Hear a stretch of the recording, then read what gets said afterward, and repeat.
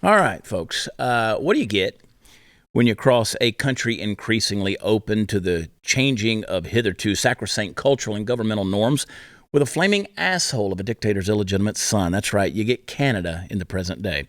Who in their right mind would have, or even could have, foreseen that in 2022, the year of our Lord, the world's most polite people would be so damn near under complete authoritarian control? And yet, there they are, dutifully eating their poutine, whatever you say that thing, on their ham on pizza and saying things like sorry in a boot and whatever else Canadians do. I don't even try. But now, beneath the increasingly waiting heel of their Prime Minister, Monsieur Justin Trudeau, unless you should need further proof beyond the litany of things that have poured directly out of his commie mouth over the past several years, let me give you another thing to ponder.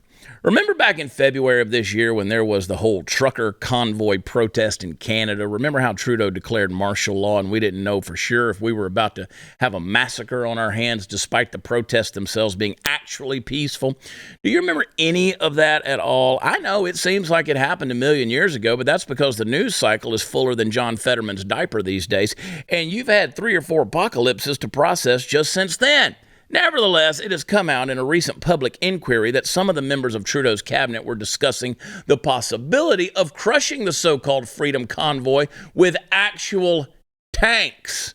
Now, to be fair, in retrospect, the 2 men involved claimed that this was a joke.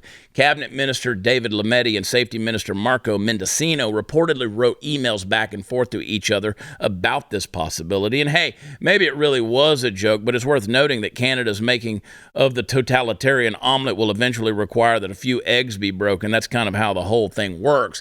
And the tank du jour in Canada is a German-made Leopard 2 with a 44 caliber 120 millimeter main gun that would have pretty quickly turned all the protesters into red, wet dust in the wind. Not exactly a pretty sight, but a very common theme in the origin stories of most supervillains, am I right?